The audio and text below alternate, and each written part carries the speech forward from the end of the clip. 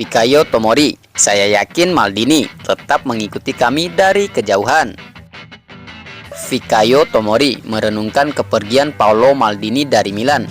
Ia meyakini bahwa sang legenda masih mengikuti tim dari kejauhan.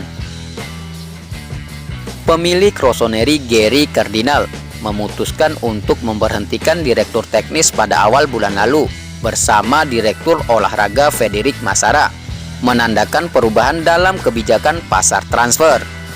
AC Milan sejak itu menjual Sandro Tonali ke Newcastle United dan merekrut Ruben Loftus-Cheek dan Christian Pulisic dari Chelsea. Berbicara kepada Sky Sport Italia melalui Di Marzio, Tomori pertama kali melihat ke depan untuk musim 2023-2024 mendatang. Kami senang dan bersemangat. Ini adalah musim ketiga saya, dan posisi saya di lapangan mengharuskan saya untuk menjadi pemimpin, menjadi seorang yang banyak berbicara di dalam dan di luar lapangan. Saya hampir menjadi seorang veteran. Setelah tiba 3,5 tahun yang lalu, saya merasakan tanggung jawab seperti orang lain karena kami ingin menang. Dia merenungkan di mana ada yang salah untuk musim lalu dan apa yang bisa berbeda di musim mendatang. Tahun lalu kami mengalami bulan Januari yang menghancurkan musim, kecuali di Liga Champions. Semoga tahun ini kami lebih baik. Kami ingin menang, tapi kami tahu ini akan lebih sulit. Kami mencoba hal yang berbeda dengan pelatih. Kami bangga menjadi pemain Milan, dan kami ingin membuktikannya di lapangan. Saya harap ini akan menjadi musim untuk diingat. Terakhir, Tomori merenungkan hubungannya dengan Maldini dan keputusan klub untuk memecatnya bulan lalu. Ketika Anda memikirkan Milan, Anda memikirkan Maldini. Ketika saya tiba, saya melihatnya setiap hari di Milanello, dan dia memberi saya nasihat tentang bagaimana menjadi lebih kuat. Tidak ada orang lain seperti dia, tetapi klub telah memutuskan untuk berubah, dan kami sebagai pemain fokus di lapangan. Kami tidak memiliki Maldini sebagai jimat, tetapi saya yakin dia mengikuti kami dari jauh, pungkasnya. Tomori adalah satu di antara banyak pemain yang dibawa ke AC Milan oleh Maldini, dan dia tumbuh menjadi sosok kunci di klub, mencatatkan 107 penampilan di semua kompetisi sejak kedatangan pertamanya pada Januari 2021.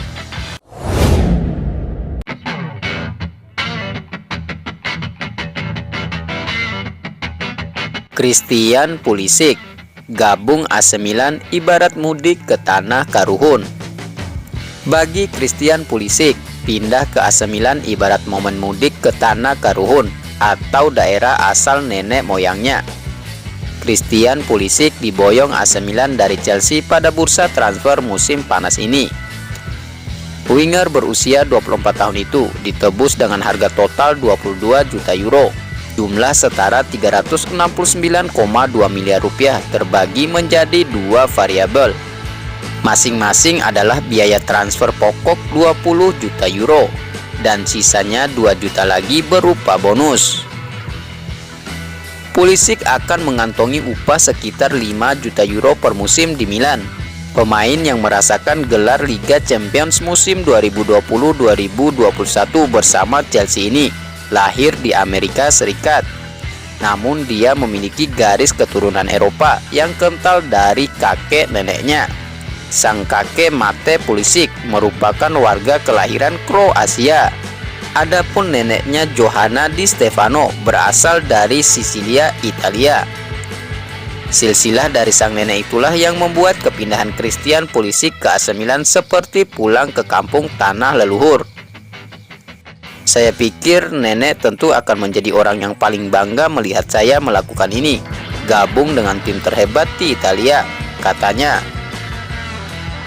Saya sungguh merasa terhormat berada di sini, bermain buat klub bersejarah seperti Milan, dan bermain di Italia. Dia tentu saja akan melihat kepada saya sekarang dan merasa bangga, ujarnya mengenang mendiang Johanna. Pulisic mengatakan sang nenek begitu bangga menularkan darah Italia kepada keluarganya. Dia tentu saja menghidangkan kami beberapa makanan Italia yang luar biasa. Saya merindukannya, ujar kolektor 60 caps dan 25 gol untuk timnas Amerika Serikat. Dia adalah bagian yang besar dari hidup saya. Ayah saya memiliki tato bendera Italia di lengannya. Jadi saya pikir sungguh lucu bagaimana semua itu bisa terjadi. Sekarang Italia adalah bagian besar dari hidup saya, imbuhnya. Selama membela Chelsea dari tahun 2019 sampai 2023, Pulisic mengenyam 145 penampilan lintas kompetisi. Kontribusinya ialah 26 gol dan 21 assist untuk The Blues. Koleksi gelarnya mencakup masing-masing 1 trofi Liga Champions, Piala Super Eropa, dan Piala Dunia antar klub. Kini dia membuka lembaran baru bersama AC Milan. Perjalanannya terikat dalam kontrak kerjasama hingga Juni 2027.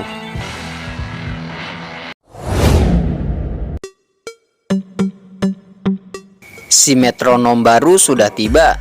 Begini formasi AC Milan dengan Tijani Reinders. Sedikit lebih cepat dari perkiraan, Tijani Reinders sudah mendarat di Italia pada Senin 17 Juli 2023 malam waktu setempat untuk meresmikan transfernya dari Aja Alkmaar ke AC Milan.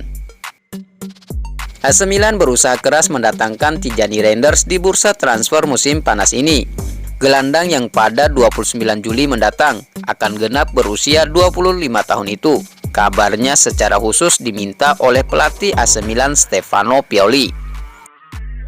Kedatangan Reinders memang menjadi krusial karena dia diplot menggantikan Sandro Tonali yang sudah dijual setan merah ke Newcastle United. Seperti diungkapkan ayah si pemain, Reinders punya kualitas untuk menjadi metronom baru AC Milan. Tijani membuat pemain lain dalam tim memainkan sepak bola yang lebih baik, kata Martin Reinders yang menikah dengan wanita asal Maluku, sehingga anaknya punya darah Indonesia. Karenanya, Tijani Reinders pernah menjadi incaran pelatih timnas Indonesia Sintayong untuk dinaturalisasi. Dia mampu mengendalikan tempo permainan dengan sangat baik dan sangat tenang, lanjut Reinders senior tentang anaknya. Dia cakap memberikan umpan silang, menemukan ruang di lapangan, dan membaca permainan. Martin Reinders juga punya anak yang lain bernama Eliano, adik dari Tijani. Ini disebutnya sangat bagus sebagai gelandang serang. Sementara Tijani dipandangnya sebagai pemain nomor 6 atau 8 yang mumpuni dan masih bisa terus berkembang. Setelah negosiasi yang cukup lama, kesepakatan akhirnya tercapai antara Aja Alkmaar dan AC Milan. Tijani Reinders dilepas dengan harga 20 juta euro atau sekitar 336 miliar rupiah plus bonus. Tadinya diperkirakan akan datang ke Milan pada Selasa 18 Juli 2023. Reinders mendarat di Bandara Linate sedikit lebih cepat. Pada Senin malam waktu Italia, dia sudah datang, tetapi tes medis dan peresmian transfer paling cepat memang baru akan selesai pada Selasa. Sekarang dengan Reinders sudah 99% menjadi pemain AC Milan, tentunya menarik memperkirakan bagaimana formasi I Rossoneri setelah gelandang asal Belanda itu bergabung.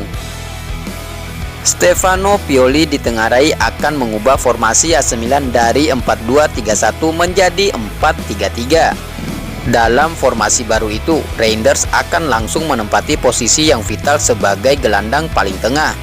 Dia akan diapit pemain baru lainnya seperti Ruben Loftus-Cheek dan gelandang kesayangan Pioli Radek Krunic. Lini tengah AC Milan akan mengalami perubahan pendekatan permainan dengan 3 pemain ini.